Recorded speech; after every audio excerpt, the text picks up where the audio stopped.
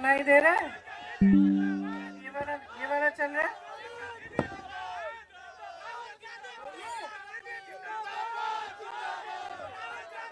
पहले बताओ सुनाई दे रहा है? एक ही रखूं? यही रख लेते हैं, ठीक है। इसको नीचे कर, वो चल नहीं रहा है।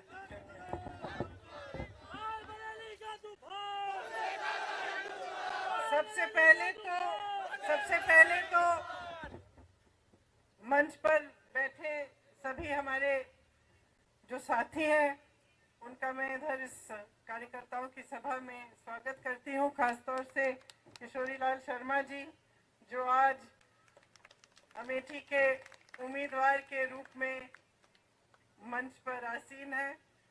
मुझे खास खुशी है इस बात की, और जैसे उन्होंने कहा मैंने उनसे यही बात की, सच बोला इन्होंने, मैंने यही बात की कि आपने इनसे चुनाव का संचालन मैंने सीखा। जब मैं पहली बार यहाँ 99 में आई थी अमेठी में माताजी का चुनाव लड़ने, उस समय मेरी माताजी शायद एक दिन के लिए अमेठी आई, 5 मीटिंग की, हर विधानसभा में 1 मीटिंग, और बाकी समय किशोरी जी और मैंने उनके चुनाव का संचालन किया और पूरा प्रचार किया। उस समय मैंने किशोरी जी से सब कुछ सीखा, कार्यकर्ताओं के बारे में, किस तरह से चुनाव को संचालित करते हैं, कैसे चुनाव लड़ा जाता है, सारा उस समय सीखा। तो अब जब हमारी बात हो रही थी तो सही है, कह रहे थे कि आप ही लड़ लीजिए ना, तो मैंने कहा देखिए आपने बहुत चुनाव लड़ाए हैं, इस बार मैं आपको चुनाव लड़ाऊंगी और आप चुनाव जीतेंगे। तो मैं यहाँ आई हूँ अपने बड़े भाई का चुनाव लड़वाने के लिए और अपने साथी किशोरी जी का चुनाव भी लड़वाने के लिए। अब आप हमारे प्यारे कार्यकर्ता हैं, मेरी बहनें बैठी हैं, आपकी तो उम्र वही लग रही है जो 20 साल पहले लगती थी लक्ष्मी जी। सब पहचाने हुए चेहरे हैं, आप परिवार के सदस्य हैं। हम सब साथ अलग अलग परिस्थितियों में लड़े हैं, और अगर हम में एक खासियत है हम सब में, तो वो ये है कि हिम्मत है हम में लड़ने की। मैं आपके बारे में ये जानती हूँ क्योंकि हमने चुनाव के समय क्या क्या देखा, किस तरह की लड़ाइयाँ। मुझे याद है एक समय एक बूथ था जहाँ कोई खड़ा भी नहीं होना चाह रहा था पोलिंग बूथ में। उस समय किशोरी जी अपने कुछ साथी लाए थे कि आप खड़े हो जाओ यहाँ पे, बहुत खतरनाक सी परिस्थितियाँ बनी हुई थी वहाँ। और मुझे याद है कि मुझे फोन आया 4:30 बजे कि दीदी आप आ जाओ लेने के लिए, नहीं तो यहाँ पे तो बुरा होने वाला है। तो उस जमाने से लेकर जब बिल्कुल मुश्किल परिस्थितियों में हम एक साथ इकट्ठे होकर दिन रात हमने काम किया और हम लड़े, ये बात हमने साबित की कि यहाँ का जो कार्यकर्ता है, अमेठी का जो कार्यकर्ता है, मुश्किल से मुश्किल परिस्थितियों में खड़ा रहता है, दृढ़ रहता है, मजबूत रहता है और कभी हिम्मत नहीं हारता। क्यों? ये गहरी बात है, आपको गहराई से समझना पड़ेगा कि ये क्षेत्र क्या है और इसका इस देश में महत्व क्या है, इस देश के इतिहास में महत्व क्या है। किशोरी जी ने जिक्र किया किसान आंदोलन का। कौन सा किसान आंदोलन? जो मोतीलाल नेहरू जी और जवाहरलाल नेहरू जी के समय था, ब्रिटिश साम्राज्य के समय। पहली बार जब मोतीलाल नेहरू जी और जवाहरलाल नेहरू जी गिरफ्तार हुए तो यहीं रायबरेली में हुए। जब वो किसानों के आंदोलन में शामिल हुए तो ब्रिटिश साम्राज्य ने उनको गिरफ्तार किया। तब से लेकर आज तक जितनी भी लड़ाई हुई है चुनाव के समय रायबरेली में, वो हमेशा एक तरफ लोकतंत्र, एक तरफ सत्य, एक तरफ सच्चाई और दूसरी तरफ हमेशा किसी न किसी तरह का आतंक और एक ऐसी राजनीति जो जनता को सर्वोपरि नहीं रखती थी। और हमेशा इस लड़ाई में आप खड़े हुए हैं लोकतंत्र के लिए, आपने जिताया है सच्चाई को, सत्य को, और लोकतंत्र के जो मूल हैं, जो असूल हैं, उन्हीं को आपने जिताया है। कभी कभी आपको लगा कि आप नाराज हुए शायद, तब भी आपने सही रास्ता दिखाया। इंदिरा जी जब हारी रायबरेली से तो नाराज नहीं हुई आपसे, उस हार से वो सीखी, उस हार से उनके मन में ये भावना आई कि हाँ, जनता मुझसे नाराज है, मैंने कुछ गलत हो सकता है किया है, और फिर उस पर मंथन करके उन्होंने एक दूसरा रास्ता, अलग रास्ता पकड़ा और अगली बार चुनाव जीती। तो ये आपकी जो भूमिका रही है, रायबरेली की जनता की भूमिका, वो यही भूमिका रही है कि आपने इस देश के लोकतंत्र का प्रतीक यहाँ पे रायबरेली में पूरे देश को दिखाया है। तो आज हम कहाँ खड़े हैं? आज देश की परिस्थितियां जो हैं कई स्तरों पे उनसे अलग नहीं है जो उस समय ब्रिटिश साम्राज्य की ने परिस्थितियां बनाई थी। क्यों? क्योंकि आज देश का जो गरीब है, देश का जो किसान है, उसको एकदम नकारा जा रहा है। जितनी भी नीतियां 10 सालों में नरेंद्र मोदी जी की सरकार में बन रही हैं, वो किसी गरीब के बारे में सोचते हुए या उसकी समस्याओं को सुलझाने के लिए नहीं बन रही हैं, वो बड़े बड़े खरबपतियों के लिए बन रही हैं। और आज ये सच्चाई है कि देश का किसान पिस रहा है, मेहनत करता है, पसीना बहाता है, धरती को सींचता है अपने पसीने से, लेकिन उसकी मेहनत की कमाई उसके लिए पूरी नहीं हो रही है। आज आप जॉब करते हैं या कहीं पे आपकी नौकरी मजदूरी लग जाती है किसी गरीब की, तो जितना भी कोशिश करे, जितनी भी मेहनत करे, काफी कमा नहीं पा रहा है कि उसका जीवन सुविधापूर्ण और अच्छी तरह से बीते। चाहे बच्चों की शिक्षा हो, चाहे आगे जाके रोजगार ढूंढना हो, कुछ भी हो, आगे बड़ी बड़ी समस्याएं हैं और सब इन समस्याओं का सामना कर रहे हैं, लेकिन सरकार का कोई समर्थन नहीं आ रहा है। सरकार की नीति यह है कि लो 5 किलो का राशन ले लो और हम आपको बड़े बड़े इवेंट दिखाएंगे, हम आपको बताएंगे कि सब अर्थव्यवस्था कितनी मजबूत हो रही है, ये आपको बताएंगे। आपके जीवन में ये सच्चाई नहीं दिख रही है। जितने भी ऐसे संस्थान थे जो लोकतंत्र को मजबूत बनाते थे, उन सब को कमजोर किया हुआ है नरेंद्र मोदी जी की सरकार ने। चाहे आप मीडिया को लें, चाहे आप कोर्ट्स को लें, न्यायपालिकाओं को लें, सबको पूरी कोशिश रही है कि इनको कमजोर किया जाए। चाहे आप संसद को लें, ये पूरी कोशिश रही है कि संसद की मजबूती भी कम की जाए, क्योंकि इनकी ये नीति है और इनकी ये इच्छा है कि जनता के जो अधिकार हैं वो कमजोर रहे और इनकी जो सत्ता है वो बढ़ते जाए। ये एकदम हमारे लोकतंत्र के जो असूल हैं उसके विपरीत है। आज देश में जो हो रहा है उसको समझना बहुत जरूरी है। मैं जानती हूँ आप बहुत सक्षम कार्यकर्ता हैं कांग्रेस के, पूरी तरह से आप जानकार हैं, आप समझते हैं कि देश में क्या क्या हो रहा है, राजनीतिक तौर पे भी, सामाजिक तौर पे भी। आप देख रहे हैं कि नफरत फैलाई जा रही है, आतंक भी फैलाया जाता है इनके उम्मीदवारों से। आप यहाँ रायबरेली में आपने खुद देखा है कि चुनाव आता है तो डर भय फैलाया जाता है, और चुनाव के समय भी, अगर चुनाव के समय नहीं तो बाकी समय के लिए भी ये परिस्थितियां रहती हैं आपकी कि आपको दबाने की कोशिश होती है, आपका शोषण किया जाता है। तो ये वो राजनीति नहीं थी जिसकी नींव महात्मा गांधी जी ने डाली। महात्मा गांधी जी ने, पंडित जवाहरलाल नेहरू ने जो आंदोलन किया वो इसलिए किया था ताकि जनता के अधिकार मजबूत हो। शायद वो सोच भी नहीं सकते थे कि एक दिन एक ऐसी सरकार आएगी इस देश में जो उन्हीं को देशद्रोही कह के ये कहेगी कि अगर हमें 400 सीट दे दो हम संविधान को बदल डालेंगे। वो सोच भी नहीं सकते थे शायद कि ऐसी स्थिति देश में कभी आएगी कि देश के प्रधानमंत्री जो भाषा इस्तेमाल कर रहे हैं या जिस तरह की बातें कर रहे हैं चुनाव के समय, वो अपने पद का स्तर इतना गिरा देंगे कि अपने पद की गरिमा के बारे में सोचेंगे ही नहीं, कि अपने पद की अहमियत के बारे में का आदर भी नहीं करेंगे। और शायद वो ये सोच भी नहीं सकते थे कि एक ऐसा दिन आएगा जब हमारी जनता को कमजोर करने की कोशिश सरकार करेगी।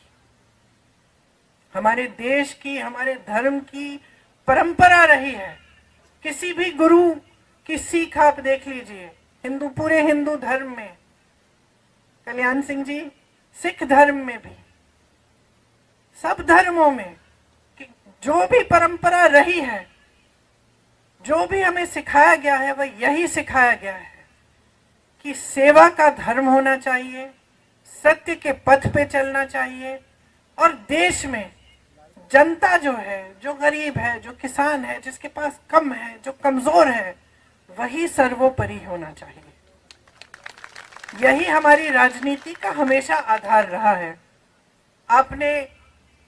आप यहाँ सोनिया जी के संसदीय क्षेत्र के कार्यकर्ता हैं, आप जानते हैं कि हमने हमेशा किन असूलों को आगे रखा है, किस तरह से हमने काम करने की कोशिश की है। हमने विकास को सर्वोपरि रखा। यहाँ किशोरी जी ने आपको बताया, लेकिन बताने की जरूरत नहीं है, आप जानते हैं, चाहे एम्स हो, चाहे कुछ भी हो, चाहे आईटीआई हो, चाहे कुछ, पूरे अमेठी में जितना विकास एक समय में किया गया था, जब क्षमता थी, सरकारें थी, तो पूरा विकास हमने कराया, और इसमें हम कभी पीछे नहीं हटे। मैं हमेशा मिसाल देती हूँ कि मैं अपने पिताजी के साथ अमेठी आती थी, और उसी तरह से आप जानते हैं कि माताजी के साथ कई बार रायबरेली आई।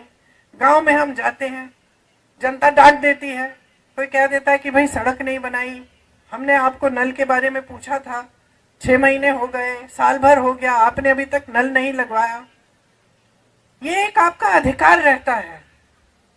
यही हमारी राजनीति रही है कि आपका अधिकार है, आप डांटो, आप नाराज हो, आप सवाल उठाओ, आप लड़ो हमसे। कितनी बार आपने डांटा है मुझे, एक आध बार मैंने भी डांट दिया, उसके लिए माफी मांग ली मैं। तो ये हमारी राजनीति यही रही है कि अधिकार आपका है, सत्ता देने वाले आप हैं। आज अगर हम अकेले चुनाव लड़ने जाएं, आपके बिना, आपकी मदद के बिना, तो वो नतीजा नहीं आएगा जो तब आता है जब आप सब लगते हैं, आप सब दिल से काम करते हैं, और हमारे साथ जनता जुड़ती है। और यहाँ की जनता हमेशा जागरूक रही है।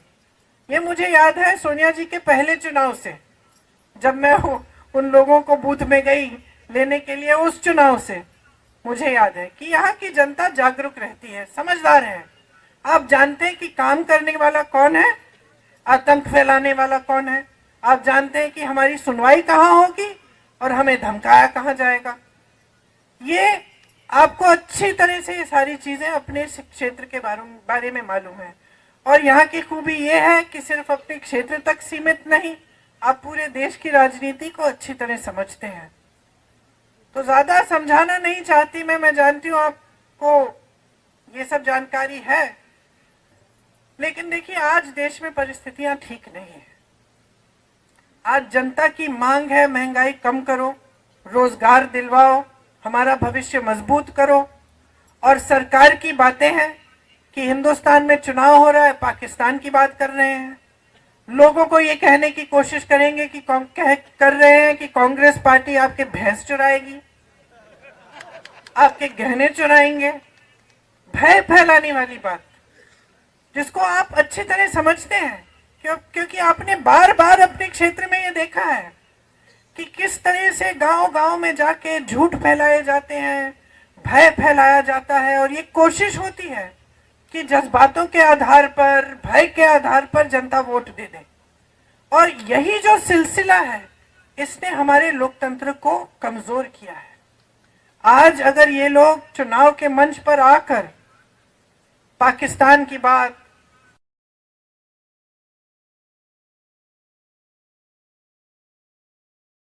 पर आंच आने वाली है, या आपको घबराने की जरूरत है, तो आप समझते हैं कि ये इसलिए कर रहे हैं क्योंकि इससे आपके जज्बात उभरेंगे और इनको वोट मिलेंगे।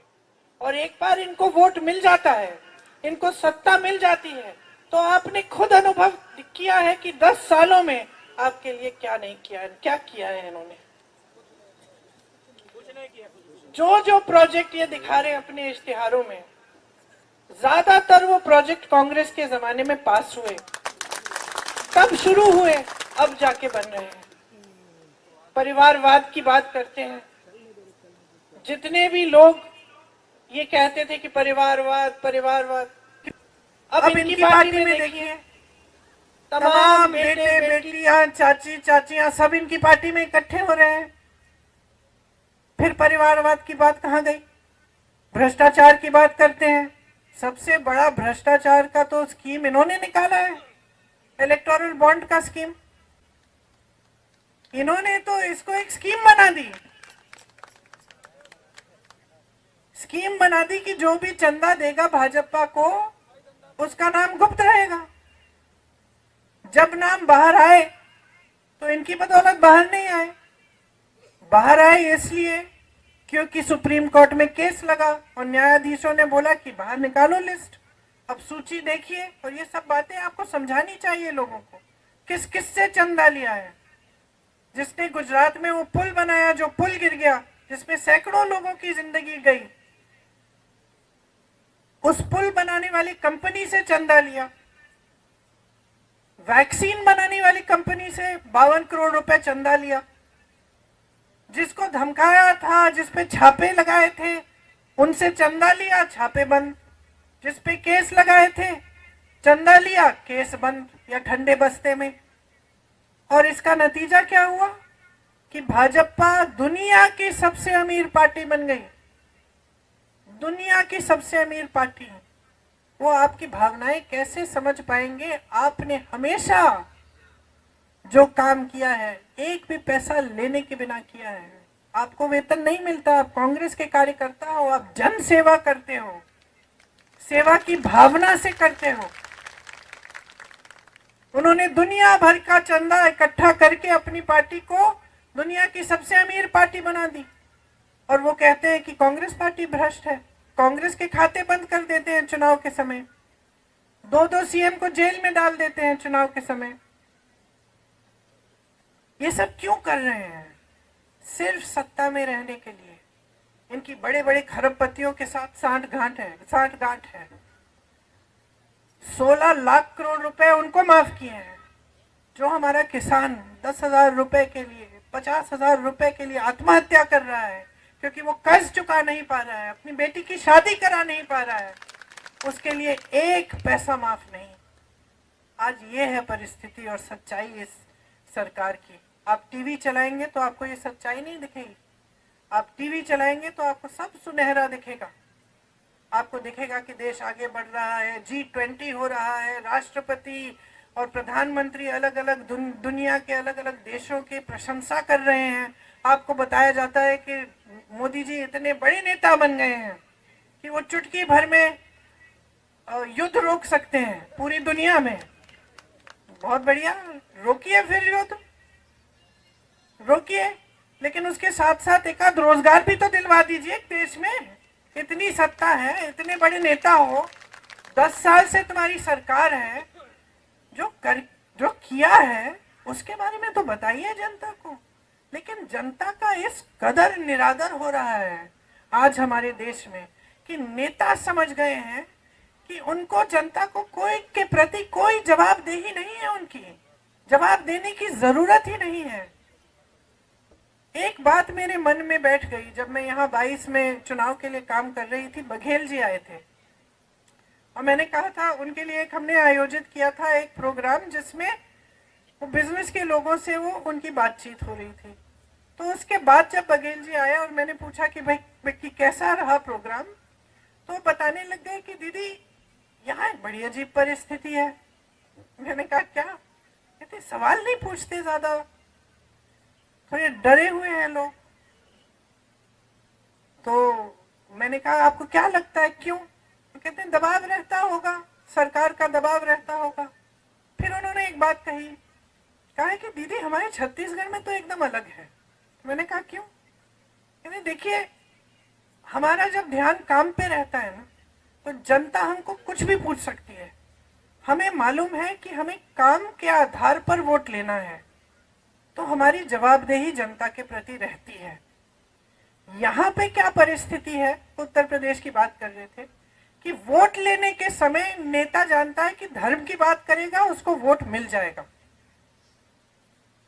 तो एक तरह से उसने अपनी जवाबदेही खत्म कर दी है, क्योंकि अब वो जान गया है कि चुनाव के समय मैं जज्बातों की बात कर दूंगा, मैं धर्म की बात उठा दूंगा, वोट तो मुझे मिलने ही मिलने हैं, तो फिर मैं काम क्यों करूं? तो ये भावना जब किसी ऐसे व्यक्ति के दिल में आ जाती है जिसके पास इतनी सारी सत्ता है कि भाई मुझे काम करने की जरूरत ही नहीं है, बगैर काम किए धर्म की बात करके या बड़े बड़े सपने दिखा के या बड़े बड़े झूठे वादे करके ही मुझे वोट मिल जाएंगे, तो वो काम करना बंद कर देता है जो सही काम है। और उसका ध्यान कहाँ जाता है? अपनी सत्ता के प्रति, किस तरह से अपनी पार्टी के लिए धन इकट्ठा किया जाए, किस तरह अपने खरबपति मित्रों को मजबूत बनाया जाए। और साठ गांठ की बारे में मैंने क्यों बात की? क्योंकि आज देश की पूरी मीडिया बड़े बड़े खरबपतियों की है। जो पैसे, जो धन भाजपा ने इकट्ठे किए हैं, किसके पैसे हैं? कहां से आया है वो धन? जो 16 लाख करोड़ रुपए माफ किए गए हैं इन खरबपतियों को, वो किसका धन है? देश का धन है, मोदी जी का धन नहीं है, वो देश का धन है, वो आपकी संपत्ति है। तो ये सारी बातें आज हमें समझनी पड़ेंगी, क्योंकि अगर हम इन बातों को ठीक से नहीं समझेंगे तो हम बाकी लोगों को कैसे समझाएंगे कि कितनी भीषण परिस्थितियां हैं आज देश में, और हमारा पूरा जो लोकतंत्र है वो खतरे में है। हम बार बार बोलते हैं मंच पे, लोकतंत्र खतरे में है, लोकतंत्र खतरे में है। इसका मतलब क्या है? जो गांव में रहता है, जो किसान है, जो गरीब है, उससे क्या मतलब है इस लोकतंत्र का? ये समझाना जरूरी है कि इस लोकतंत्र ने अधिकार दिया है आपको, वोट का अधिकार, जो सबसे बड़ा औजार है जिससे आप अपने जीवन में बदलाव ला सकते हैं या फिर आप अपने भविष्य को अंधकार में भी ढकेल सकते हैं। ये समझाना जरूरी है। ये समझाना जरूरी है कि अगर संविधान बदलेगा, इसका मतलब क्या है? क्या आपका वोट कल को आपको नहीं मिलेगा? क्या आरक्षण कम हो जाएंगे? क्या जो आपके अधिकार हैं, जैसे कांग्रेस ने आपको भोजन का अधिकार दिया, जनता को शिक्षा का अधिकार दिया, इनका क्या होगा अगर संविधान बदलेगा? ये सब बातें समझानी बहुत जरूरी है। बाकी शायद 329 घंटे हैं अभी से लेकर चुनाव तक। 2-4 घंटे हर रोज सोने के लिए रख लीजिए, बाकी सब मेरे हैं। दौड़ाऊंगी, काम कराऊंगी, डांटूंगी, कंधे से कंधा लगाकर आपके साथ लड़ूंगी। और अगर एक सेना है इस पूरे देश में जो लड़ना जानती है, तो ये सेना है।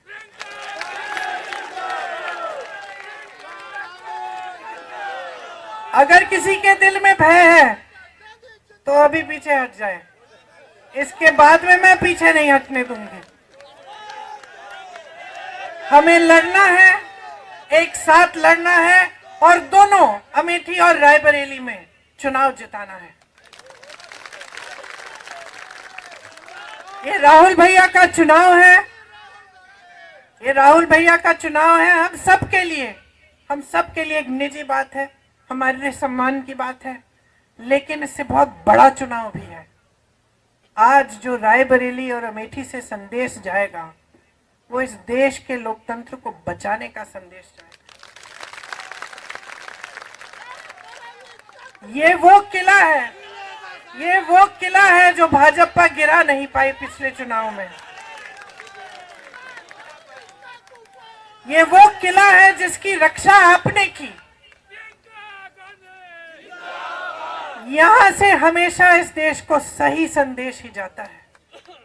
जब ये संदेश हमारे पक्ष में नहीं गया, मैंने बात की इसके बारे में, इंदिरा जी के बारे में, तब भी आप जागरूक थे, आज भी आप जागरूक हैं। यहां से जो आप संदेश पूरे देश में भेजेंगे, उसकी चर्चा पूरी दुनिया में होगी।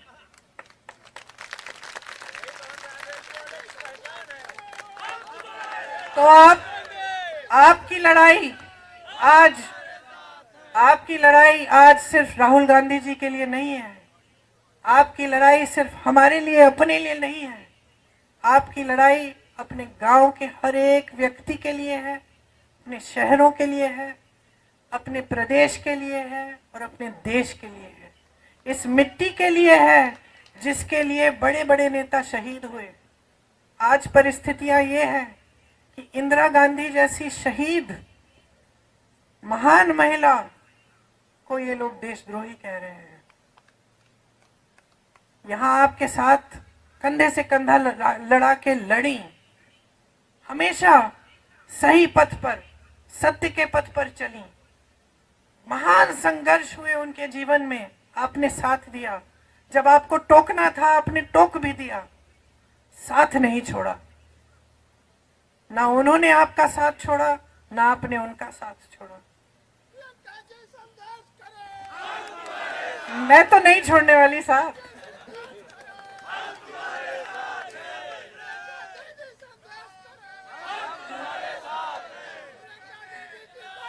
मुझे तो आप बहुत दिनों से जानते हो। अब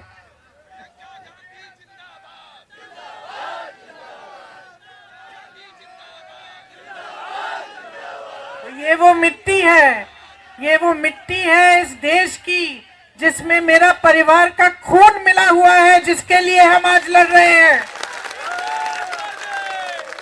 जिसके लिए आपके पूर्वजों ने जान दी है, आपके पूर्वजों ने पसीना और खून बहाया है। ये वो मिट्टी है, ये इस देश की सबसे पवित्र मिट्टी है हमारे लिए। इसके लिए हम लड़ रहे हैं। हम इस देश के जन जन के स्वाभिमान के लिए लड़ रहे हैं। हम इस देश के जन जन के अधिकारों के लिए लड़ रहे हैं। हम लड़ रहे हैं उस सब चीजों के लिए जिसके लिए हमारे पूर्वज लड़े थे। आज ये देश की परिस्थिति है, ये आपको गहराई से समझना पड़ेगा। और ये जो लड़ाई जो है, आपको एकदम सीना तान के मजबूती से लड़नी पड़ेगी। तैयार हो?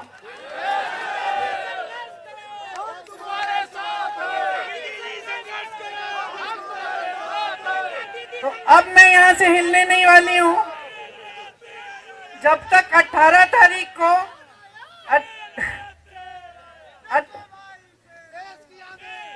मैं शेरनी हूं, शेरनी।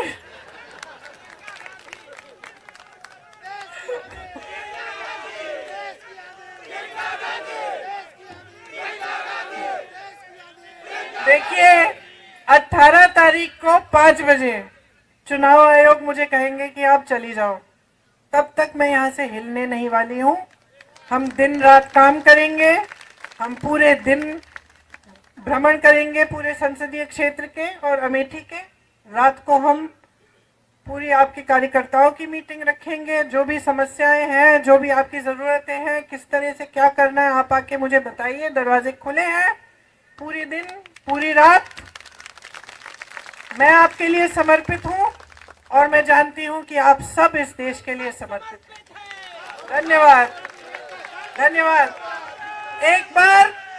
एक बार जोर से राहुल गांधी, राहुल गांधी, राहुल गांधी, जय हिंद। शहर कांग्रेस अध्यक्ष से कहूंगा कि हमें